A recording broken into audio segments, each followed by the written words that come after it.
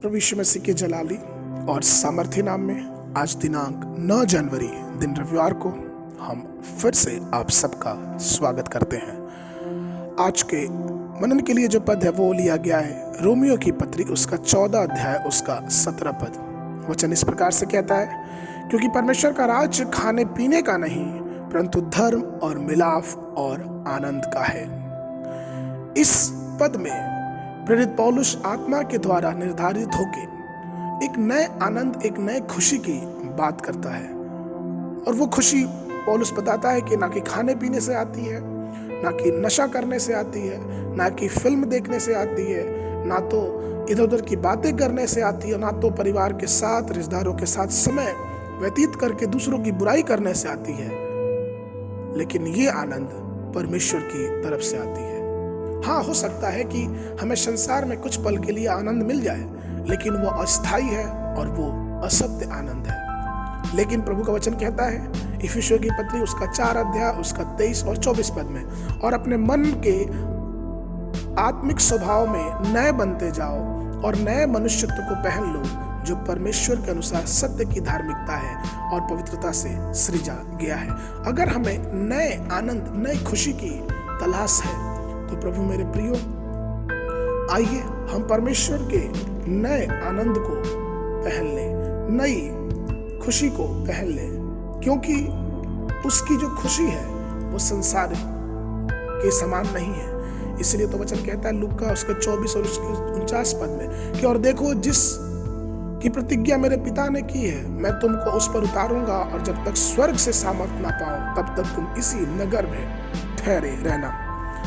दूसरा प्रश्न ये उठता है कि हमें वो सामर्थ, वो नया आनंद मिलेगी कहाँ से?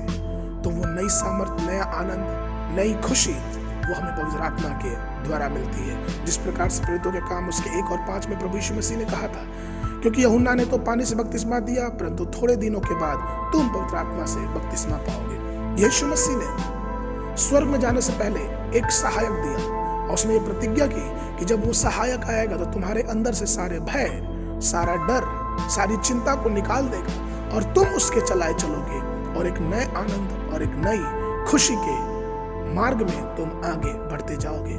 इसीलिए तो यूहन्ना के पत्री उसका 14 अध्याय उसका 16 और 17 पद में प्रभु यीशु मसीह ने इस प्रकार से कहा, और मैंने पिता से विनती करूंगा और वह तुम्हें एक और सहायक देगा, वह सर्वदा तुम्हारे साथ रहेगा, अर्थात सत्य की आत्मा जिसे संसार ग्रहण नहीं करता, क्योंकि वह ना उसे देखता है और ना उसे जानता है। तुम उसे जानते हो क्योंकि वह तुम्हारे साथ रहता है और तुम में वही होगा।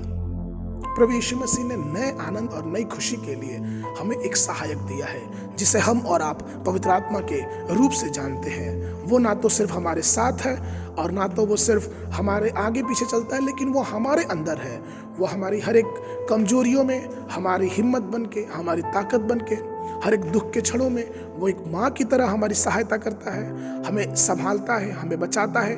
और ये हमारे लिए बहुत सौभाग्य की बात है कि जब हम कमजोर पड़ जाते हैं, जब हम थक जाते हैं, जब हम परेशान हो जाते हैं, तो पवित्र आत्मा की सामर्थ हमारे जीवन में एक नई आनंद, नई खुशी को लेके आता है। वो खुशी की बहाली करता है, जैसे कि दाऊद भजन संहिता उसका 51 उसके 12 पद में कहता है। इसलिए आइए हम उस नए आनंद और नई खुशी की अगर तलाश में है तो पवित्र आत्मा को अपने हृदय में आने दें, बसने दें, क्योंकि वही हमको एक नए आनंद और एक नई खुशी की तरफ लेके जाएगा। आज के मनन के लिए जो पद है वो लिया गया है रोमियो की पत्री उसका 8वां अध्याय उसका 14 पद, क्योंकि जितने परमेश्वर की आत्मा के चलाए चलते हैं वही परमेश्वर के पुत्र हैं। और अगर इस वर्ष आपने बाइबल अध्ययन शुरू किया है तो सुबह के समय आज के दिन उत्पत्ति की पुस्तक उसका अध्याय 23 और 24 और संध्या के समय मत्ती रचित सुसमाचार उसका 7वां अध्याय। परमेश्वर आप सबको आशीष देवे।